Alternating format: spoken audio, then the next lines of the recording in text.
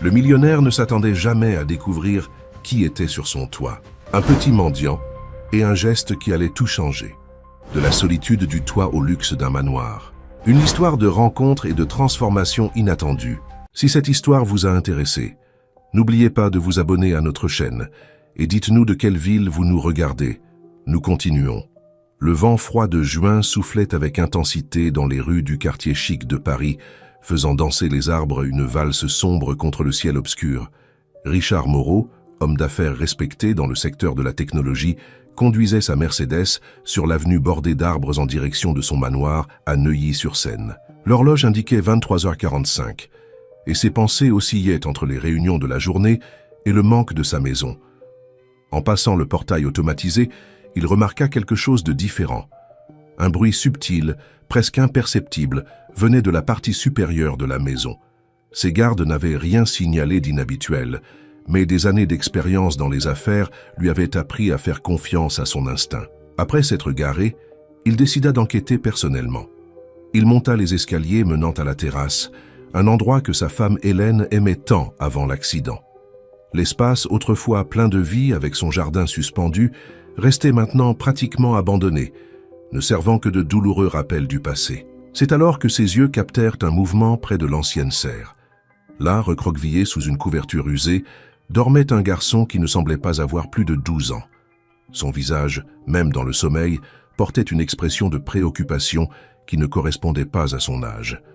À côté de lui, un petit sac à dos usé contenait quelques effets personnels de base et un livre très utilisé sur les constellations. Richard s'approcha prudemment, essayant de ne pas effrayer le garçon. Mais un grincement du vieux bois trahit sa présence, et le garçon se réveilla en sursaut, ses yeux écarquillés mêlant peur et détermination. « Je ne vais pas te faire de mal, » dit Richard d'une voix douce, gardant ses distances. « Comment t'appelles-tu » Le garçon hésita, serrant la couverture contre sa poitrine. « Michel, » répondit-il d'une voix tremblante mais ferme. « Michel, il fait très froid ici en haut. Pourquoi ne descends-tu pas avec moi? Nous pourrons mieux parler en bas avec un chocolat chaud. » Le garçon sembla réfléchir à l'offre, ses yeux alternant entre Richard et l'escalier menant à la sortie. « Vous allez appeler la police ?»« Pas si tu me racontes ton histoire, » répondit Richard, percevant la vulnérabilité dans la voix du garçon. « Je promets que je vais juste écouter. » Après quelques moments d'hésitation, Michel acquiesça d'un signe de tête. Il rassembla ses maigres affaires et suivit Richard jusqu'à la cuisine du manoir, où Marie, la gouvernante qui travaillait depuis 2 décennies avec la famille, prépara du chocolat chaud et quelques sandwichs. Entre 2 gorgées de la boisson chaude, Michel commença à raconter son histoire. Il avait perdu sa grand-mère, la seule personne qui s'occupait de lui, il y a quelques semaines. Sans autres parents connus et craignant d'être emmené dans un foyer, il avait décidé de vivre dans la rue. Le toit du manoir était devenu son refuge ces derniers jours, car de là, il pouvait voir les étoiles et se sentir plus proche du ciel, comme sa grand-mère avait l'habitude de dire. Richard écoutait attentivement, observant les détails que le garçon révélait inconsciemment, sa façon de parler articulée, le soin avec lequel il tenait la tasse, le livre d'astronomie qu'il portait comme un trésor. Il y avait quelque chose de spécial chez ce garçon, une dignité que les circonstances difficiles n'avaient pas réussi à effacer. « Tu ne peux pas continuer à dormir sur le toit, Michel, » dit finalement Richard. « J'ai une chambre d'amis vide, et tu peux y rester cette nuit. Demain, nous parlerons mieux de ta situation. » Le visage du garçon s'illumina d'un mélange d'espoir et de méfiance. « Vous me laisseriez vraiment ?»« Oui, » confirma Richard, surpris par sa propre certitude. « Marie va préparer la chambre pour toi, et demain, nous parlerons avec ma femme Hélène. » Pendant qu'il observait Michel suivre Marie vers la chambre d'amis, Richard réfléchissait à la décision impulsive qu'il venait de prendre. Hélène, sa femme, traversait une phase délicate depuis l'accident qui l'avait laissée en fauteuil roulant. Et Robert, son beau-frère qui vivait avec eux, aurait certainement des objections. Mais quelque chose dans son cœur lui disait que c'était la bonne décision. Cette nuit-là, allongé dans son lit, Richard réfléchissait à la façon dont il présenterait la situation à Hélène le lendemain matin. Sa femme, autrefois si vivante et passionnée par le jardin sur la terrasse, sortait maintenant rarement de sa chambre au premier étage. Peut-être, pensa-t-il, que la présence de Michel pourrait apporter quelque chose de nouveau à cette maison qui semblait avoir perdu son âme depuis si longtemps. Le matin arriva avec une douceur qui contrastait avec la tension dans l'air. Richard avait passé une bonne partie de la nuit éveillé, planifiant comment il présenterait Michel à la famille. Il décida de commencer par Hélène, sa femme, qui avait l'habitude de se réveiller tôt même après l'accident qui l'avait confinée dans un fauteuil roulant 3 ans auparavant. Il la trouva dans sa chambre, adaptée au premier étage, observant par la fenêtre le jardin dont elle ne pouvait plus s'occuper. Son visage délicat gardait les traces de la beauté qui l'avait charmé 20 ans plus tôt, mais portait maintenant une mélancolie constante qui lui brisait le cœur. « Hélène », appela-t-il doucement en s'approchant, « nous devons parler de quelque chose d'important. » Elle tourna son fauteuil roulant dans sa direction, ses yeux verts montrant de la curiosité. Richard lui raconta l'histoire de Michel, essayant d'être le plus honnête possible sur les circonstances dans lesquelles il l'avait trouvé et sa décision de l'héberger temporairement. « Tu as amené un garçon inconnu dans notre maison ?» demanda-t-elle, sa voix mêlant surprise et appréhension. « Richard, nous ne pouvons pas simplement… » Elle fut interrompue par le bruit de pas dans le couloir. Marie conduisait Michel vers la salle à manger pour le petit déjeuner et le garçon s'arrêta à la porte en voyant Hélène. Leurs yeux se rencontrèrent et quelque chose d'inexplicable passa entre eux. Le garçon fit une petite révérence maladroite. « Bonjour, madame », dit-il poliment. « Excusez-moi pour le dérangement. Je promets de ne pas causer de problème. » Hélène observa le garçon attentivement. Il y avait quelque chose de familier dans ses gestes, dans la façon dont il gardait le dos droit même en portant des vêtements trop simples pour sa taille. « Tu aimes les jardins ?» demanda-t-elle soudainement, remarquant comment il regardait avec intérêt les plantes fanées sur la véranda. « Oui, madame », répondit Michel, ses yeux brillants. « Ma grand-mère avait un petit jardin et elle m'a appris beaucoup sur les plantes. J'ai vu que la terrasse a une serre. » « Avait, corrigea Hélène, un ton d'amertume dans sa voix. « Personne ne s'en occupe plus depuis que je ne peux plus monter là-haut. »« Je pourrais aider, » offrit timidement Michel.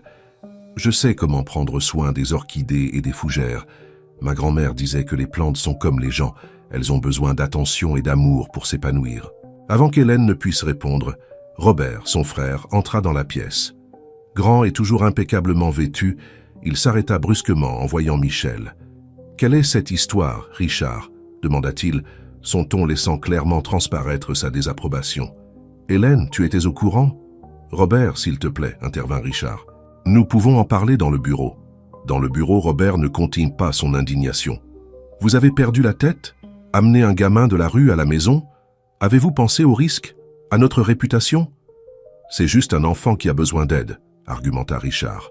« Un enfant qui a pénétré dans notre propriété, » rétorqua Robert. « Et s'il a une famille qui le cherche? Et s'il fait partie d'un stratagème ?» Pendant que les hommes discutaient dans le bureau, quelque chose d'inattendu se produisait dans la salle à manger. Hélène observait Michel arroser soigneusement les plantes fanées de la véranda, utilisant des techniques qu'elle-même appliquait autrefois. Il y avait une délicatesse dans ses mouvements qui lui rappelait elle-même des années auparavant. « Où as-tu appris à prendre soin des plantes comme ça ?»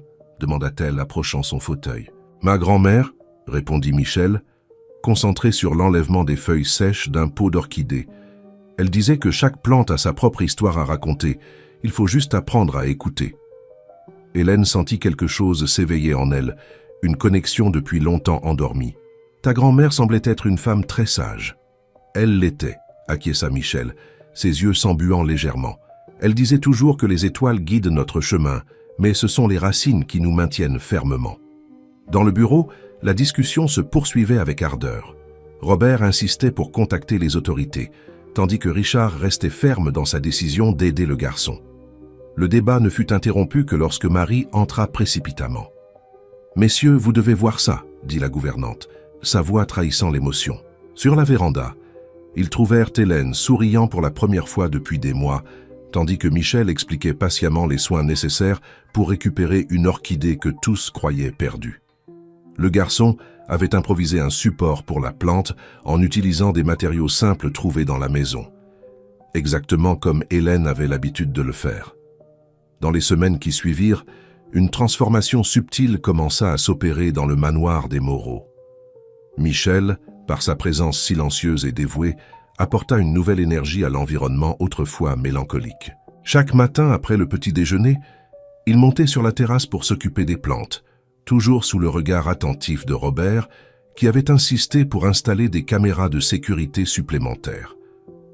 Hélène, intriguée par le dévouement du garçon, commença à passer plus de temps sur la véranda du premier étage, d'où elle pouvait le voir travailler. À travers les grandes fenêtres en verre, elle observait comment il traitait chaque plante avec un soin particulier, exactement comme elle le faisait autrefois. Un jour, elle prit son courage à deux mains et lui demanda d'apporter quelques plantes plus près d'elle. « Pourrais-tu me montrer ce que tu as fait là-haut » demanda-t-elle, essayant de dissimuler l'émotion dans sa voix.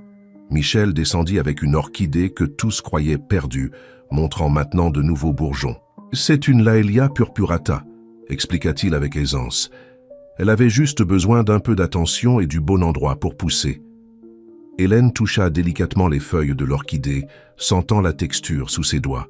« C'était ma préférée », murmura-t-elle.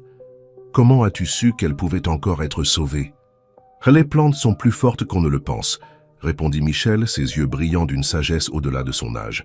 « Ma grand-mère disait que même quand elles semblent sans vie, elles gardent encore de l'espoir en elles. » Pendant ce temps, dans le bureau, Robert fouillait inlassablement des informations sur le passé du garçon. Quelque chose dans cette histoire ne correspondait pas à son esprit méthodique. Comment un garçon de cet âge pouvait-il avoir autant de connaissances sur les plantes? Et pourquoi avait-il choisi précisément ce manoir pour s'abriter? « Tu es obsédé, Robert », commenta Richard, trouvant son beau-frère entouré de papiers et d'écrans d'ordinateur. « Le garçon a juste besoin d'une chance. »« Je suis le seul ici à penser avec ma tête », rétorqua Robert, passant la main dans ses cheveux grisonnants. « Hélène est vulnérable depuis l'accident et tu laisses l'émotion obscurcir ton jugement. » Dans le jardin d'hiver, ignorant la discussion, Hélène et Michel passaient de plus en plus de temps ensemble. Elle commença à partager ses connaissances sur le jardinage, surprise de découvrir que le garçon maîtrisait déjà beaucoup des techniques qu'elle avait elle-même mis des années à perfectionner. « Ma grand-mère avait un cahier rempli de notes sur les plantes », commenta Michel tout en taillant soigneusement un bonsaï. Elle disait que chaque technique a sa propre histoire, transmise de génération en génération. Hélène sentit son cœur se serrer. Elle aussi avait un tel cahier depuis longtemps rangé dans une boîte après l'accident. « Ta grand-mère devait être une femme très spéciale, dit-elle, observant la précision et la délicatesse des mouvements du garçon. Un jour, pendant le déjeuner, Michel surprit tout le monde en présentant un petit terrarium qu'il avait monté en utilisant un ancien aquarium abandonné. À l'intérieur, un micro-jardin prospérait avec différentes espèces de plantes miniatures. « C'est pour vous, madame », dit-il timidement à Hélène. « Comme ça, vous pouvez avoir un morceau du jardin toujours près de vous. » Les yeux d'Hélène se remplirent de larmes en observant le petit monde vert que Michel avait créé spécialement pour elle. Richard, à ses côtés, serra doucement sa main, ému par la scène. Robert, cependant, restait sceptique. Au cours de l'une de ses enquêtes, il découvrit quelque chose qui le perturba profondément. Parmi les affaires du garçon, il trouva une vieille photographie partiellement brûlée. On y voyait une jeune femme souriant dans un jardin qui lui semblait étrangement familier. La nuit, quand tout le monde dormait, Michel montait secrètement sur la terrasse pour observer les étoiles. Lors de ces nuits, il emportait avec lui un petit carnet où il commençait à dessiner les constellations, mélangeant ses connaissances en astronomie avec les histoires que sa grand-mère lui avait racontées. Hélène, qui dormait maintenant mieux que ces dernières années, se réveillait parfois au son léger de pas sur la terrasse. Au lieu de s'inquiéter, elle souriait, sachant que le jardin revenait lentement à la vie grâce aux mains de ce mystérieux garçon que le destin avait mis sur leur chemin. « Il y a quelque chose dans ses yeux », commenta-t-elle à Richard une nuit. « Quelque chose qui me fait me souvenir. Je ne sais pas l'expliquer. » Richard serra sa femme dans ses bras, remarquant comme sa voix était plus forte, plus vivante. Le terrarium sur la table de chevet brillait sous la lumière de la lune, un petit univers vert symbolisant l'espoir renaissant dans cette maison. La photographie partiellement brûlée trouvée par Robert ne quittait pas son esprit. Il y avait quelque chose de troublant dans cette image, surtout dans le sourire de la jeune femme qui lui semblait si familier. Il décida d'apporter la photo à son ancien cabinet d'avocat, où il conservait des archives importantes de la famille. Pendant ce temps, au manoir, la routine prenait de nouveaux contours. Hélène commença à demander que son fauteuil roulant soit amené dans différentes parties du jardin, supervisant le travail de Michel. Le garçon avait créé de petits parterres surélevés qu'elle pouvait facilement atteindre, lui permettant de toucher à nouveau la terre de ses propres mains. « Regardez, Madame Hélène », montra Michel avec enthousiasme une bouture d'orchidée. « C'est une espèce rare, comme celle dont vous m'avez parlé que vous aviez autrefois. » Hélène prit le pot avec précaution, ses yeux s'écarquillant de surprise. « Mais comment as-tu fait? Cette espèce est pratiquement impossible à trouver. J'ai trouvé un petit bourgeon caché dans la serre, expliqua-t-il, fier. J'ai réussi à la faire pousser en utilisant cette technique spéciale que vous m'avez enseignée l'autre jour. » Richard, observant la scène depuis la véranda, remarqua quelque chose de curieux. La façon dont Michel inclinait la tête en parlant, le mouvement délicat de ses mains en manipulant les plantes, c'étaient des gestes identiques à ceux d'Hélène avant l'accident. Comme si un miroir du passé se matérialisait devant ses yeux. Marie, la gouvernante, commençait aussi à remarquer des similitudes intrigantes. Un jour, en rangeant la chambre de Michel, elle trouva un dessin que le garçon avait fait. Un projet détaillé pour la rénovation du jardin de la terrasse, avec des annotations techniques qui semblaient sortir de l'ancien cahier d'Hélène. « Monsieur Richard », appela-t-elle, montrant le dessin. « Regardez ça, ça ressemble beaucoup au projet que Madame Hélène faisait, n'est-ce pas ?» Richard examina le papier avec attention. La ressemblance était en effet impressionnante, jusque dans les petits détails, comme la façon d'organiser les notes dans les marges. « Où a-t-il appris à faire ça ?» murmura-t-il pour lui-même. Au cabinet d'avocat, Robert fouillait dans d'anciens dossiers et documents. Sa recherche le conduisit à une boîte poussiéreuse marquée « Affaires personnelles, 1998 ». À l'intérieur, il trouva quelque chose qui fit battre son cœur plus vite. Une série de vieilles lettres et une photographie très similaire à celle qu'il avait trouvée avec Michel. Cet après-midi-là, Hélène demanda à être emmenée sur la terrasse pour la première fois depuis l'accident. Richard hésita d'abord, inquiet, mais la détermination dans le regard de sa femme le convainquit.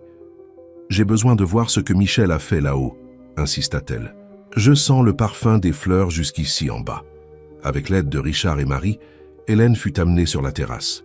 Ses larmes coulèrent librement en voyant comment l'espace avait été transformé. Michel avait fidèlement recréé le jardin de ses jours de gloire, avec chaque plante exactement là où elle avait l'habitude de les garder.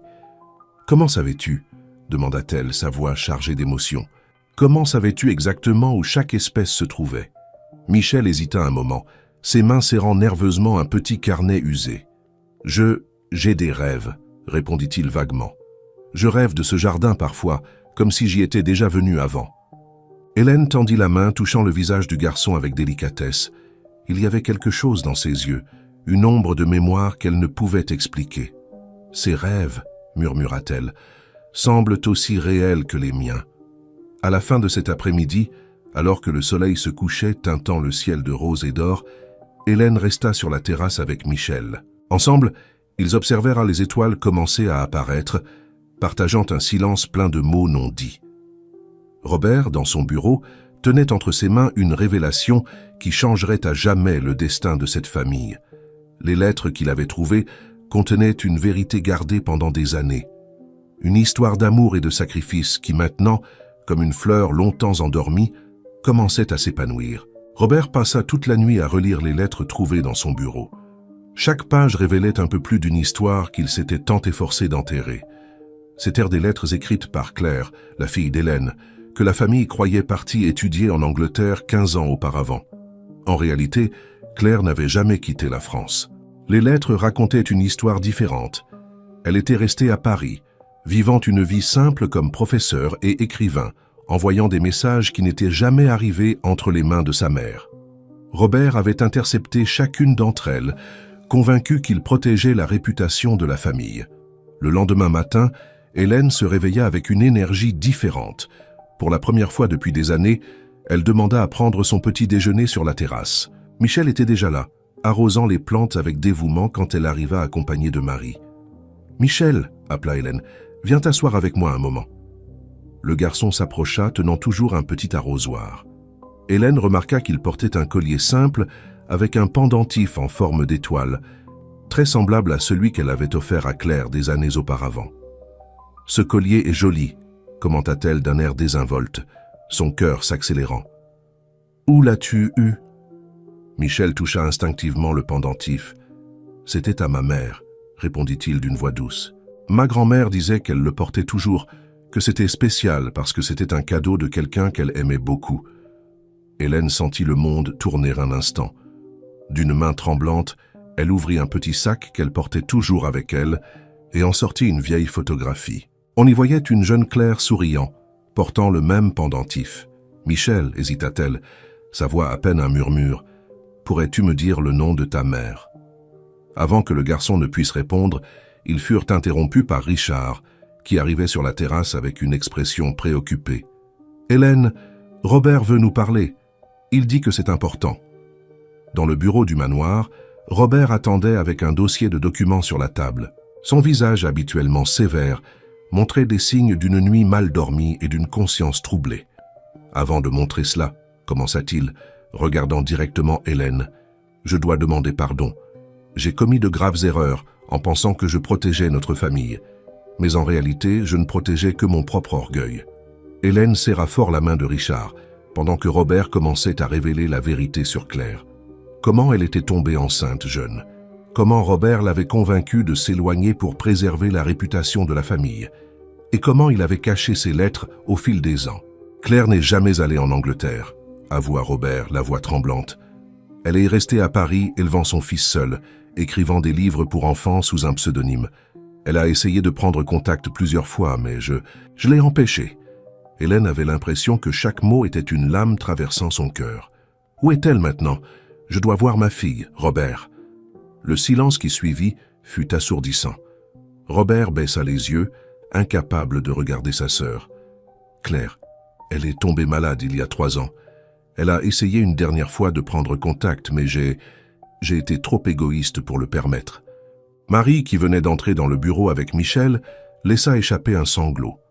Le garçon resta immobile à la porte, les yeux fixés sur le pendentif qu'il portait. « Ma mère s'appelait Claire », dit-il finalement, sa voix petite mais claire. Elle écrivait des histoires sur les étoiles et les jardins magiques. Avant de partir, elle m'a donné ce collier et m'a dit qu'un jour je trouverais le chemin de retour à la maison. Hélène tendit ses bras tremblants vers Michel, des larmes coulant librement sur son visage. Le garçon n'hésita qu'un instant avant de courir vers son étreinte, comme s'il trouvait enfin l'endroit auquel il avait toujours appartenu. « Tu as ses yeux », murmura Hélène, caressant le visage de son petit-fils. « Et le même amour pour les plantes, pour la vie. Comment n'ai-je pas remarqué plus tôt ?» Richard observait la scène, ses propres larmes silencieuses témoignant du moment où des années de secrets et de douleurs commençaient à se transformer en compréhension et pardon.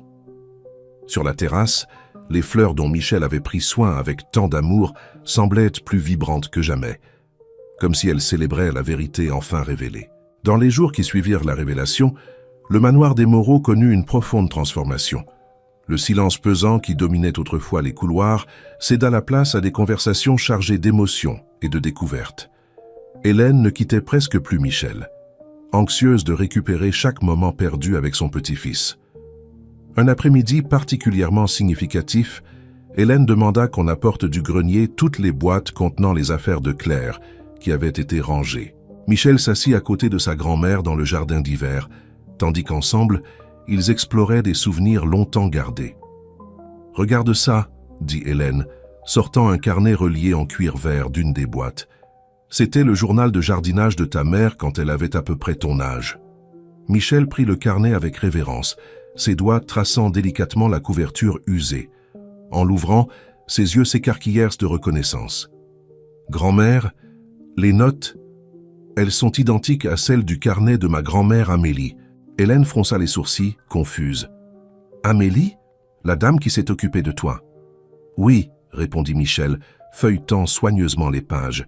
« Elle disait toujours qu'elle avait promis à ma mère qu'elle m'apprendrait tout sur les plantes et les étoiles. Je comprends maintenant.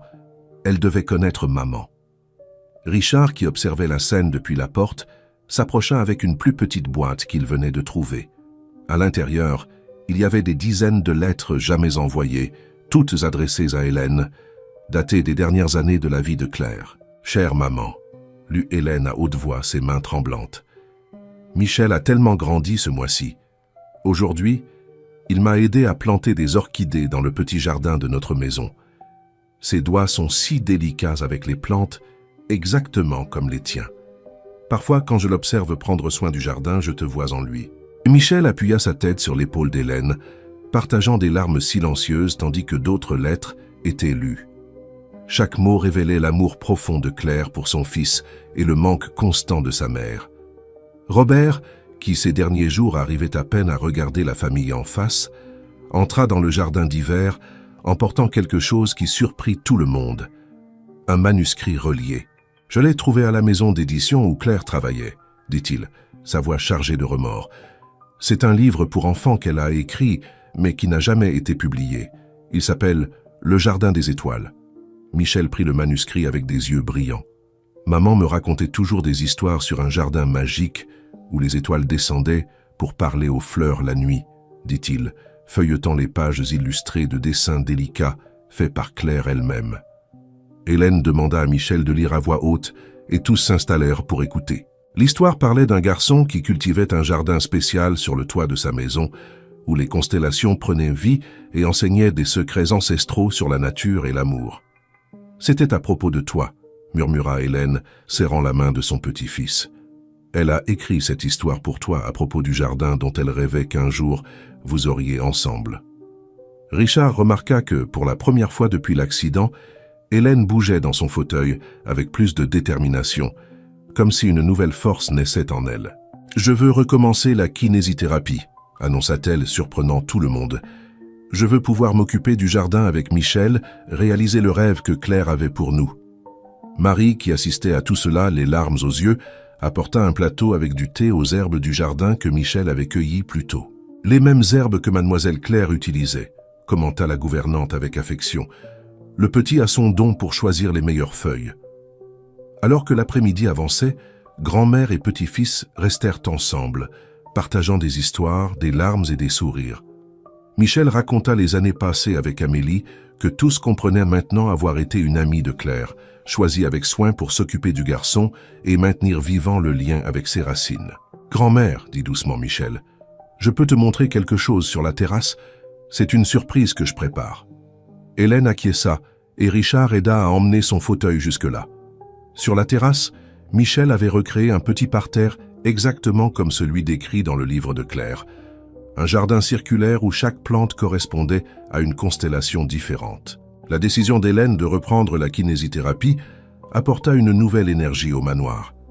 Richard engagea les meilleurs professionnels et une pièce entière fut adaptée pour les exercices. Michel, toujours présent, transforma l'espace avec de petits pots de plantes aromatiques qui, selon lui, aideraient à la récupération. La lavande pour détendre les muscles, expliquait-il en organisant les pots, et la menthe pour donner de l'énergie. Maman a écrit à ce sujet dans son livre, sur la façon dont les plantes peuvent nous aider à devenir plus forts. Pendant les séances de kinésithérapie, Hélène surprenait tout le monde par sa détermination. Chaque mouvement, aussi petit soit-il, était célébré comme une victoire. Michel lisait des extraits du manuscrit de Claire, pendant que sa grand-mère faisait les exercices, transformant les séances en moments spéciaux de connexion. « Regarde ça, grand-mère », dit Michel un après-midi, montrant une illustration spécifique du livre. Le personnage principal est aussi dans un fauteuil roulant, mais elle crée un jardin magique qui l'aide à se renforcer. Hélène observa la page avec une attention renouvelée. « Ta mère, elle a dû écrire cela en pensant à moi », murmura-t-elle émue, comme si elle savait qu'un jour nous aurions besoin de cette histoire. Le docteur Paul, kinésithérapeute responsable du traitement, remarquait avec admiration les progrès exceptionnels de sa patiente. « Il se passe quelque chose de différent ici », commenta-t-il à Richard. « Sa force de volonté, combinée à cet environnement que vous avez créé, produit des résultats que je vois rarement. » Un matin particulièrement significatif, Hélène réussit à se tenir debout pendant quelques secondes, soutenue par les barres parallèles. Michel, qui assistait à la séance, courut pour l'embrasser, des larmes de joie coulant sur le visage de tous les deux. « Je savais que tu y arriverais, » dit-il fier. « Les étoiles avaient raison. » Richard, observant la scène, se souvint de quelque chose d'important. « Michel, tu as mentionné les étoiles. Ta mère a-t-elle laissé autre chose à ce sujet dans le livre ?» Le garçon courut chercher le manuscrit, l'ouvrant à une page spécifique. Ici, elle a écrit sur la constellation du Phénix, qui renaît de ses cendres. Elle disait que nous devons la regarder quand nous avons besoin de force pour recommencer. Hélène sourit, reconnaissant le symbolisme. Claire avait toujours été fascinée par l'astronomie, quelque chose qu'elle avait apparemment transmis à son fils. Ce soir-là, Hélène demanda qu'on emmène son fauteuil sur la terrasse, où Michel avait préparé une surprise. « J'ai monté un télescope », annonça-t-il fier. « Nous pouvons voir la constellation du Phénix aujourd'hui. Et regarde, j'ai planté des fleurs nocturnes qui s'ouvrent exactement sous cette constellation. » La terrasse s'était transformée en un observatoire improvisé, avec le télescope entouré de jasmins étoilés et de belles de nuit, dont le parfum intense remplissait l'air. Michel avait tout organisé selon les descriptions du livre de sa mère, créant un véritable jardin des étoiles. Robert, qui peu à peu essayait de se racheter de ses erreurs, apporta une nouvelle qui émut tout le monde. Il avait contacté la maison d'édition où Claire avait travaillé et réussi à initier le processus de publication du Jardin des étoiles. « C'est le minimum que je puisse faire, » dit-il, remettant les documents à Hélène. « Claire mérite que son histoire soit connue, que ses mots touchent d'autres personnes comme ils nous ont touchés. » Marie, qui observait tout avec son regard maternel, commença à remarquer d'autres changements subtils. Hélène passait plus de temps à choisir ses vêtements, s'était remise à se maquiller, et ses yeux avaient retrouvé l'éclat d'autrefois. Le jardin d'hiver, autrefois un espace de mélancolie, débordait maintenant de vie et de rire. Lors d'une des séances de kinésithérapie, alors qu'Hélène s'efforçait de faire ses premiers pas avec le déambulateur, Michel lisait à haute voix un passage particulièrement significatif du livre. Et ainsi la gardienne du jardin découvrit que sa vraie force ne résidait pas seulement dans ses jambes, mais dans l'amour qu'elle nourrissait pour chaque fleur, chaque étoile, et surtout pour ceux qui faisaient fleurir son cœur. À chaque pas, aussi petit soit-il, elle arrosait non seulement ses plantes, mais aussi son propre espoir de renaître. La nouvelle de la publication du livre de Claire apporta une nouvelle vague de découvertes pour la famille Moreau. La maison d'édition avait gardé non seulement le manuscrit original du Jardin des étoiles, mais aussi une collection de cahiers avec des notes, des croquis et des illustrations que Claire avait produits au fil des ans. Un samedi après-midi, alors qu'Hélène faisait ses exercices de kinésithérapie avec une détermination renouvelée, Richard et Michel organisèrent le matériel apporté de la maison d'édition. Parmi les pages jaunies par le temps, ils trouvèrent quelque chose d'extraordinaire. Un journal personnel où Claire documentait sa grossesse et les premières années de Michel. « Regarde ça, grand-mère », appela Michel, tenant un cahier décoré de petites étoiles dorées. « Ce sont des dessins que maman a fait de moi, bébé. » Hélène interrompit ses exercices et Richard approcha le fauteuil roulant pour qu'elle puisse mieux voir. Les pages révélaient des croquis délicats d'un bébé endormi souriant, ses premières tentatives de ramper. Chaque dessin était accompagné d'observations affectueuses et de données précises sur le développement de l'enfant. « 12 mars, lut Hélène, sa voix tremblante. Aujourd'hui, Michel a fait ses premiers pas vers le petit jardin que nous entretenons sur le balcon. Ses petits yeux ont brillé en touchant les pétales d'une marguerite, tellement comme maman, comme elle adorerait le voir grandir parmi les fleurs qu'elle aime tant. Robert, qui participait activement au processus de publication comme forme de rédemption, apporta plus de nouvelles de la maison d'édition. Ils ont trouvé quelques lettres que Claire a écrites à ses éditeurs, expliqua-t-il. Elle prévoyait une série de livres pour enfants, tous reliant l'astronomie et la botanique. Le Jardin des étoiles n'aurait été que le premier. Parmi les documents, il y avait un projet détaillé pour un jardin communautaire que Claire rêvait de créer, inspiré des histoires qu'elle écrivait. L'espace serait un lieu où les enfants pourraient apprendre sur les plantes et les constellations de manière ludique et interactive. « Nous pouvons réaliser ce rêve qu'elle avait », suggéra Michel, ses yeux brillants d'enthousiasme. « Transformer la terrasse non seulement en un jardin, mais en un endroit où d'autres enfants peuvent apprendre aussi. » L'idée captiva immédiatement l'imagination d'Hélène. « Oui !» s'exclama-t-elle, surprenant tout le monde par son enthousiasme. « Nous pouvons adapter le projet à notre terrasse. Ce serait une façon parfaite d'honorer la mémoire de Claire. » Marie, qui connaissait chaque recoin du manoir, se souvint de quelque chose d'important. « Il y a un espace au fond du terrain qui n'a jamais été exploité », commenta-t-elle. « Mademoiselle Claire disait souvent qu'il serait parfait pour un jardin communautaire. » La maison d'édition désigna une jeune éditrice nommée Béatrice pour travailler sur le livre de Claire.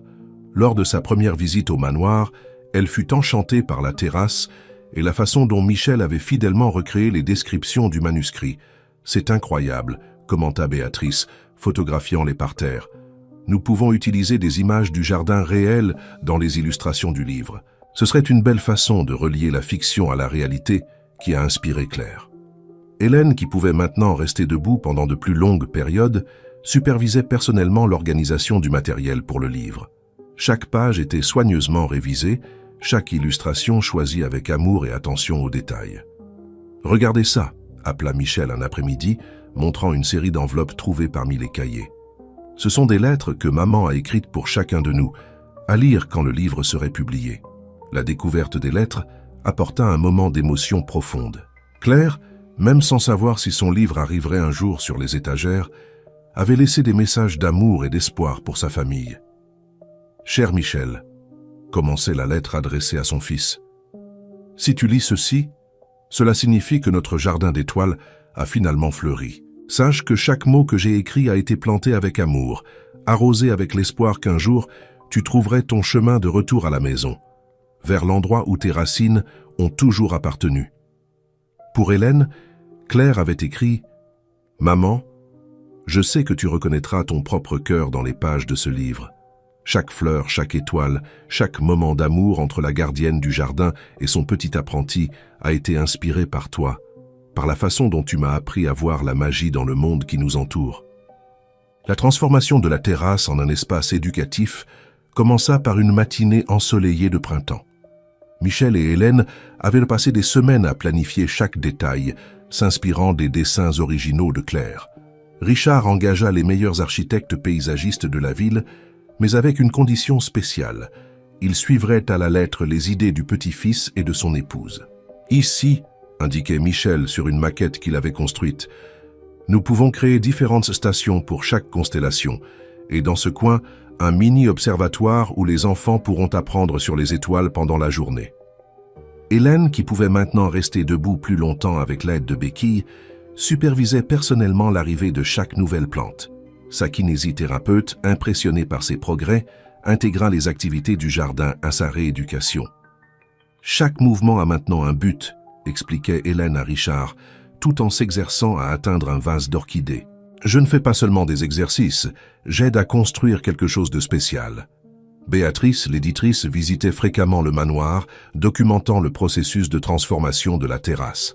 « Cela va devenir un chapitre spécial supplémentaire dans le livre », expliquait-elle, photographiant Michel et Hélène travaillant ensemble dans le jardin. « L'histoire de Claire continue à vivre à travers vous. » Un jour, en organisant le matériel didactique qui serait utilisé lors des futures leçons, Michel trouva quelque chose de surprenant dans l'un des cahiers de sa mère. Une carte céleste détaillée, dessinée à la main, avec des annotations sur les meilleures périodes pour observer chaque constellation. « Grand-mère, regarde !» s'exclama-t-il, dépliant soigneusement la carte. « Maman a marqué toutes les constellations que nous pouvons voir d'ici, de la terrasse, et il y a des notes sur quelles fleurs s'ouvrent sous chacune d'elles. » Hélène examina la carte avec émotion. « Ta mère a toujours eu ce don de relier le ciel à la terre, » commenta-t-elle, caressant les délicats dessins. Elle arrivait à voir des motifs que personne d'autre ne remarquait. Robert, cherchant à contribuer de manière positive, surprit tout le monde en amenant une équipe d'astronomes de l'université locale. « Ils peuvent nous aider à monter le mini-observatoire », expliqua-t-il. Et ils se sont également proposés pour donner des cours aux enfants quand l'espace sera prêt. Marie, toujours attentive aux détails, créa un petit coin lecture dans un angle de la terrasse avec des coussins colorés et une étagère remplie de livres sur la botanique et l'astronomie. « Les enfants ont besoin d'un endroit confortable pour rêver », expliqua-t-elle, arrangeant affectueusement les livres. Au fur et à mesure que le projet avançait, la nouvelle commença à se répandre. Une école locale manifesta son intérêt pour amener ses élèves en visites éducatives. Bientôt, d'autres institutions prirent contact, enchantées par l'idée d'un espace qui unissait science et nature de manière si unique. « Regarde !» dit Hélène à Michel un après-midi, observant le coucher de soleil depuis la terrasse. « Ta mère continue d'enseigner à travers nous. Chaque enfant qui viendra ici emportera un peu de la magie qu'elle a créée. » Le moment le plus émouvant fut lorsqu'ils installèrent une plaque spéciale à l'entrée de la terrasse, avec des mots tirés du livre de Claire. « Bienvenue au Jardin des Étoiles, où chaque fleur raconte une histoire et chaque étoile garde un secret. » Un jour, en aidant à organiser le matériel didactique, Béatrice trouva quelque chose d'intriguant dans l'un des cahiers de Claire. Des ébauches pour un deuxième livre, qui raconterait l'histoire d'une petite fille transformant une terrasse abandonnée en un lieu magique, où les enfants de toute la ville pouvaient apprendre sur l'univers. « C'est comme si elle avait tout prévu », commenta Béatrice, montrant les dessins à Hélène et Michel. « Chaque page ressemble à un plan pour ce que vous êtes en train de construire maintenant. » Hélène prit la main de son petit-fils, émue. « Ce n'est pas de la prévision, dit-elle doucement. C'est son amour qui nous guide, qui nous montre le chemin. Chaque graine que nous plantons ici est une partie du rêve qu'elle a cultivé pendant si longtemps. » Le projet apporta également des changements significatifs à la rééducation d'Hélène. Le docteur Paul remarqua qu'elle avait développé plus de force et d'équilibre ces dernières semaines que durant les mois précédents de kinésithérapie traditionnelle. À l'approche de la date d'inauguration du Jardin des Étoiles, le manoir bourdonnait d'activité. Hélène, n'utilisant maintenant qu'une canne pour s'appuyer, coordonnait les préparatifs avec une énergie qui surprenait tout le monde. Le lancement du livre de Claire avait été programmé pour le même jour, transformant l'événement en une double célébration. Au milieu des préparatifs, Michel passait de plus en plus de temps à organiser les documents laissés par sa mère. Un après-midi particulièrement chaud, en rangeant une boîte de documents dans le grenier, il trouva quelque chose qui fit battre son cœur plus vite. Une vieille clé USB, soigneusement gardée dans une petite boîte à musique.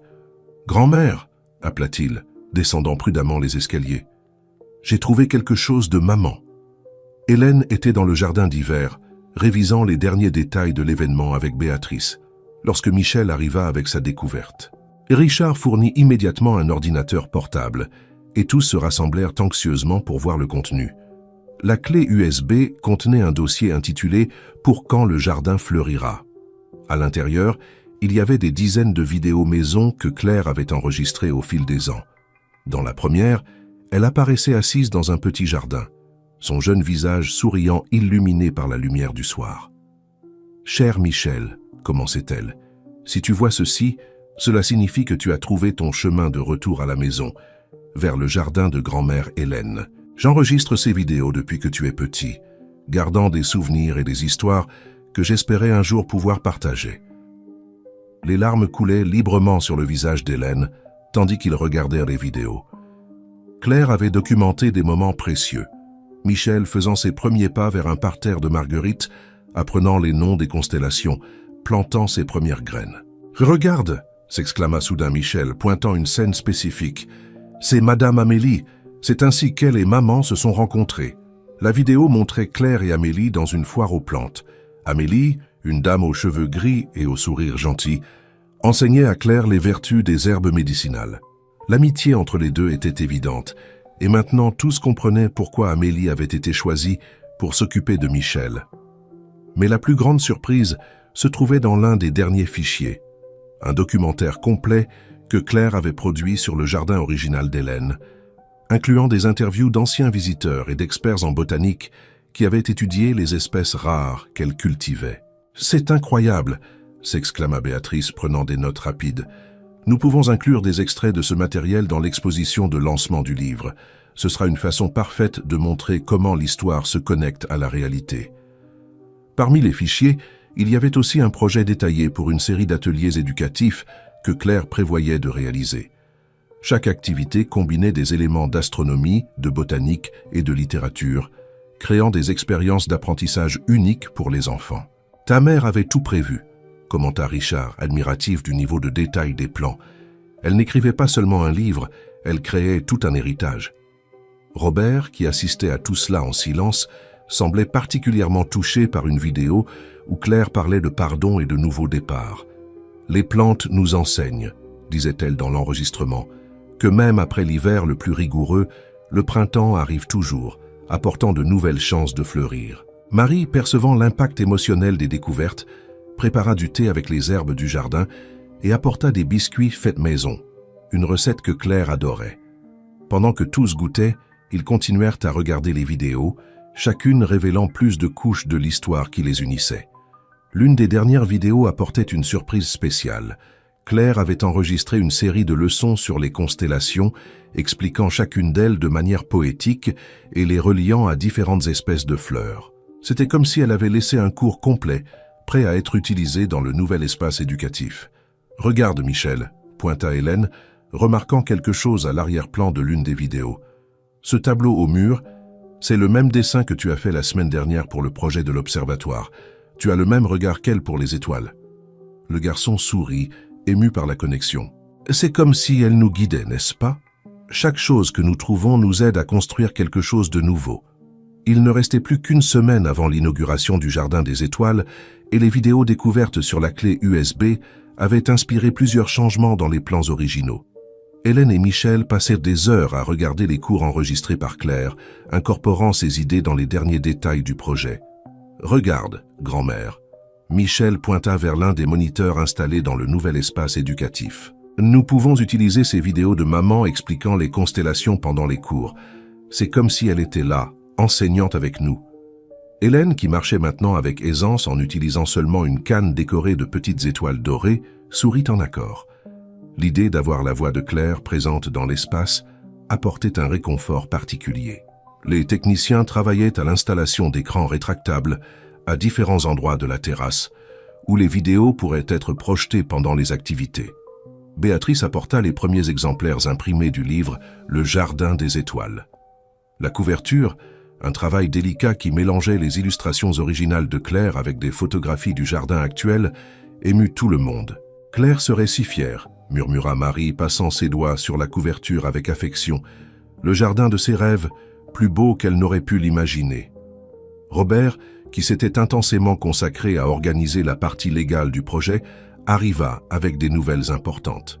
« Nous avons obtenu tous les enregistrements et autorisations nécessaires, » annonça-t-il. L'espace éducatif est officiellement enregistré comme centre culturel. Nous pourrons accueillir des écoles et des groupes de toute la ville. Richard observait fièrement comment sa famille s'était transformée. Hélène, autrefois recluse dans son fauteuil roulant, coordonnait maintenant activement les préparatifs, sa voix ferme donnant des instructions sur la disposition des plantes et du matériel éducatif. « Nous devons créer un espace spécial pour les archives », suggéra Hélène, inspirée par l'une des vidéos où Claire montrait sa collection de livres sur la botanique et l'astronomie. Un endroit où les enfants pourront consulter les mêmes livres qu'elle utilisait. Michel avait déjà une idée en tête. Il montra à tous un projet qu'il avait dessiné. Une bibliothèque circulaire, avec des étagères qui suivaient la forme de la pièce, et un toit en verre pour observer les étoiles. Au centre, nous pouvons mettre une grande table en forme d'étoile, expliqua-t-il, ses yeux brillants d'enthousiasme. Et sur les murs, entre les étagères, nous pouvons projeter les vidéos de maman parlant de chaque constellation. Les écoles qui avaient manifesté leur intérêt pour le projet commencèrent à planifier des visites. Une professeure de sciences, après avoir visité l'espace, fut particulièrement émue en reconnaissant Claire dans les vidéos. « Elle était mon élève », révéla la professeure, Madame Christine. « Elle a toujours été passionnée par l'union de la science et de l'art. Je peux contribuer avec quelques souvenirs d'elle de l'époque scolaire, si vous voulez. » Cette découverte conduisit à un nouvel ajout au projet. Un mur des souvenirs où les visiteurs qui avaient connu Claire pourraient partager leurs histoires. Les premières contributions commençaient déjà à arriver, chacune révélant une nouvelle facette de la jeune écrivaine qui rêvait d'unir le ciel et la terre dans ses histoires. Au milieu des préparatifs, Michel trouva le temps de créer quelque chose de spécial. Un herbier numérique combinant les notes de Claire sur les plantes médicinales avec des photographies actuelles du jardin. Chaque entrée incluait non seulement des informations botaniques, mais aussi les histoires et légendes que sa mère avait collectées sur chaque espèce. « Regarde, grand-mère », montra-t-il à Hélène, naviguant dans l'application qu'ils avaient spécialement développée pour le projet.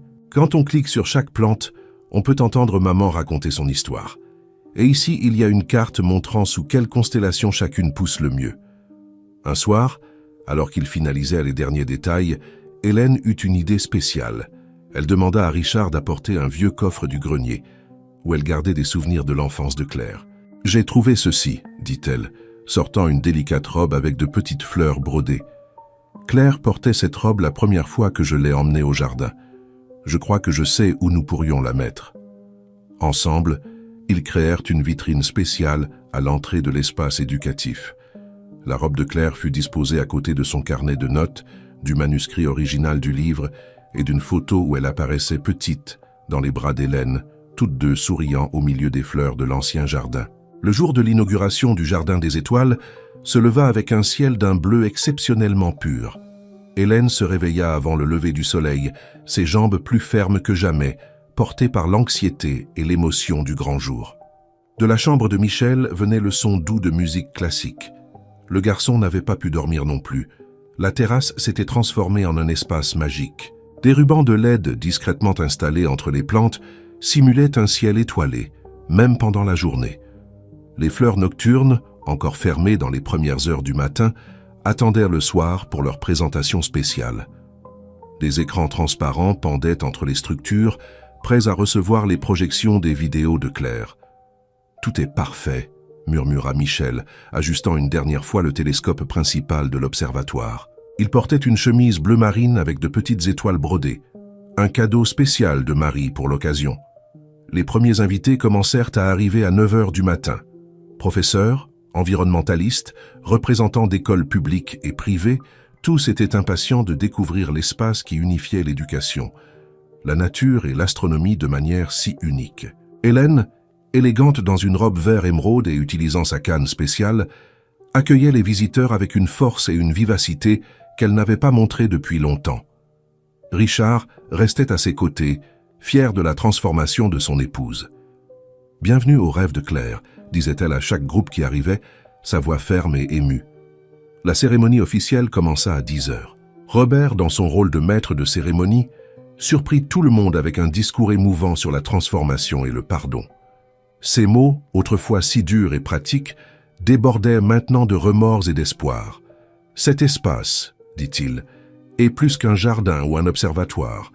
C'est un témoignage de la façon dont l'amour peut fleurir, même dans les endroits les plus improbables, de la façon dont les rêves d'une jeune mère peuvent transformer non seulement une terrasse, mais aussi des cœurs. » Le moment le plus émouvant vint lorsque Michel et Hélène montèrent ensemble sur la petite scène installée parmi les fleurs. Le garçon, avec une assurance qui rappelait sa mère, commença à lire des extraits du livre, pendant que des images des vidéos de Claire étaient projetées sur les écrans autour. Et ainsi, lut-il, sa voix claire atteignant chaque coin du jardin, la petite fille découvrit que les étoiles n'étaient jamais vraiment lointaines. Elles vivaient dans chaque fleur qui s'ouvrait, dans chaque graine qui germait, dans chaque histoire qui était partagée. Béatrice, l'éditrice, présenta alors la première édition officielle du Jardin des Étoiles. La couverture, sous la lumière naturelle qui traversait le toit de verre, semblait prendre vie. Les illustrations de Claire, combinées aux photographies du jardin actuel, créaient un effet presque tridimensionnel. Une surprise spéciale attendait les visiteurs. Chaque exemplaire du livre était accompagné d'une petite enveloppe contenant des graines de fleurs nocturnes et un guide de plantation basé sur les constellations, exactement comme Claire l'avait prévu dans ses notes. Madame Christine, l'ancienne professeure de Claire, apporta une contribution inattendue.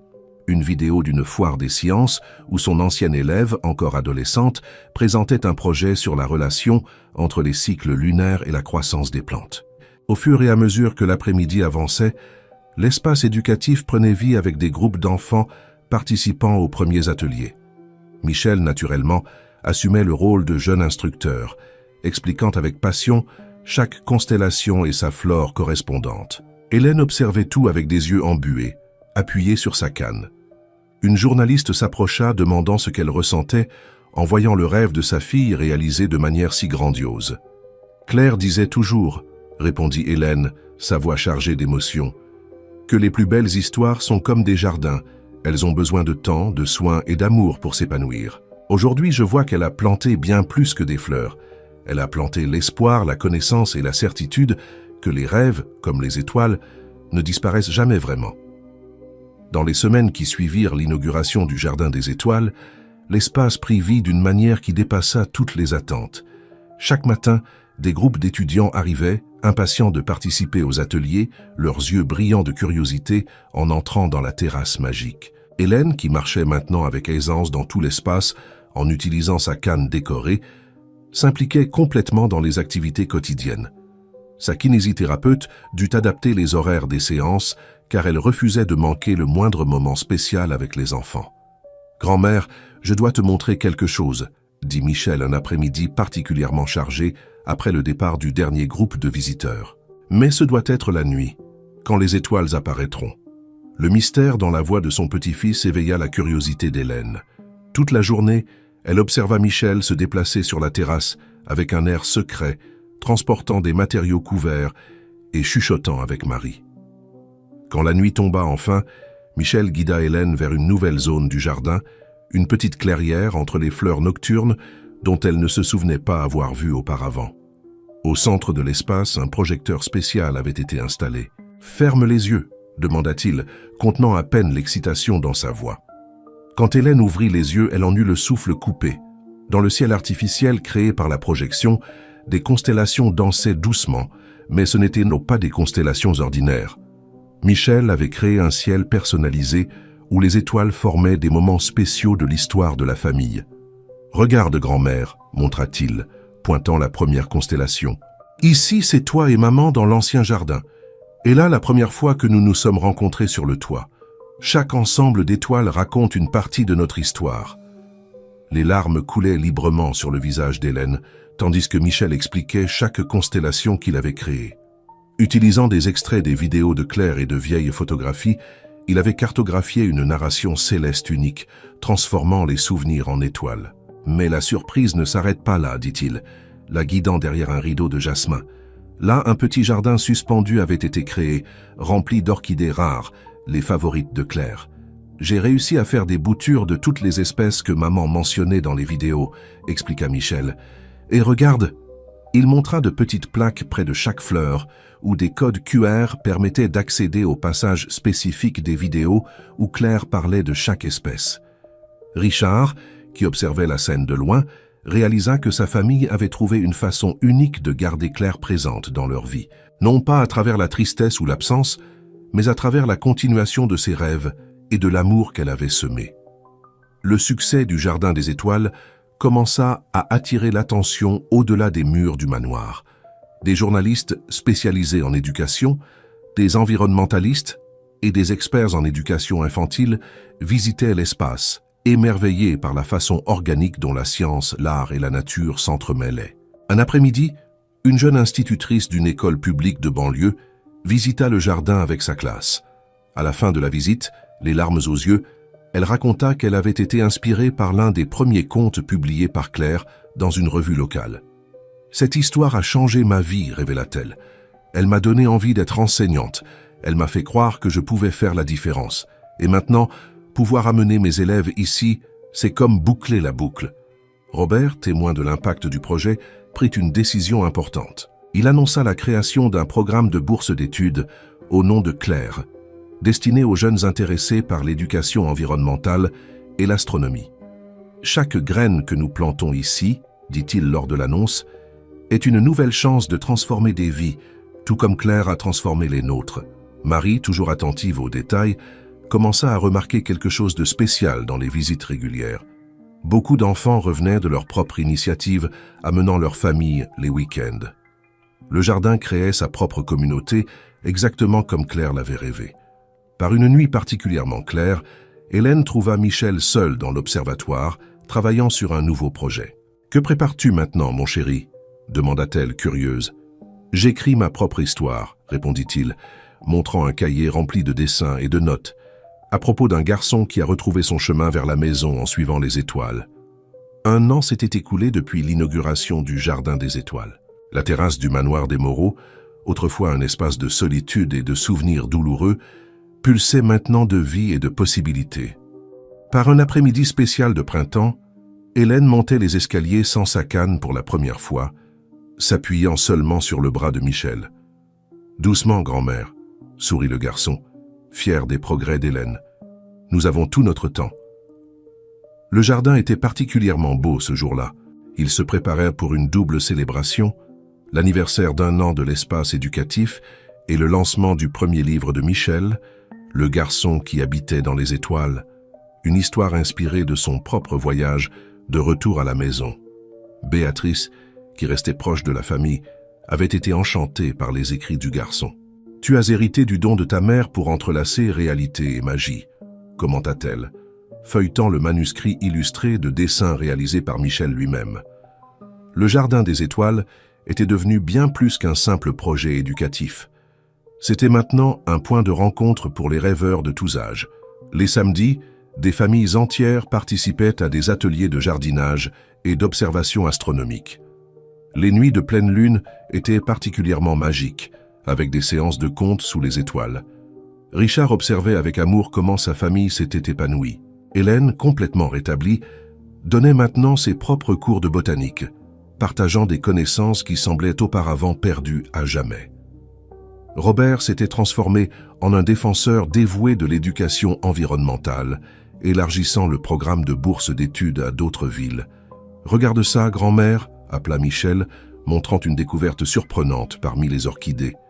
Une espèce rare, que tous croyaient éteinte dans la région, avait spontanément germé.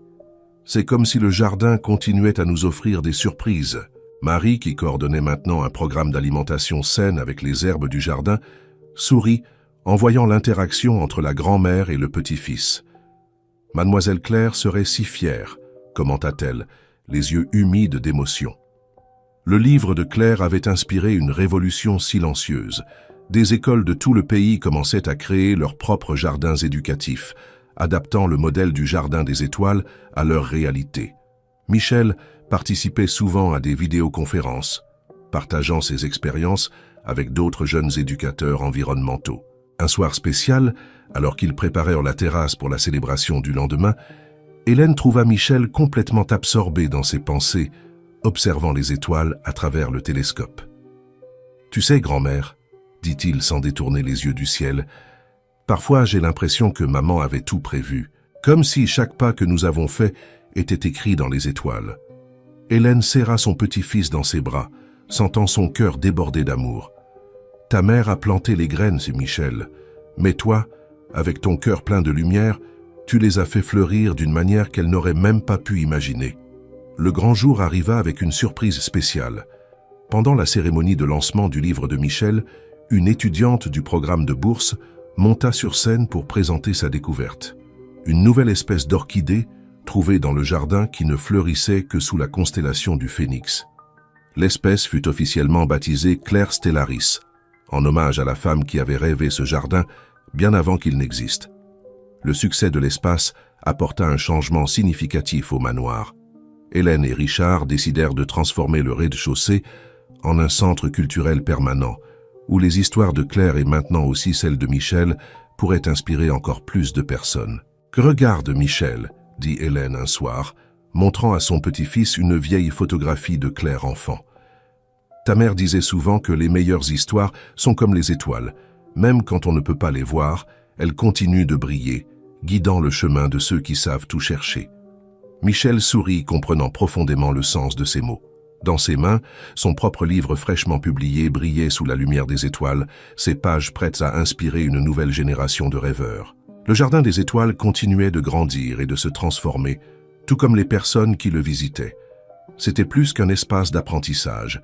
C'était un lieu où les rêves prenaient racine et où les histoires prenaient leur envol.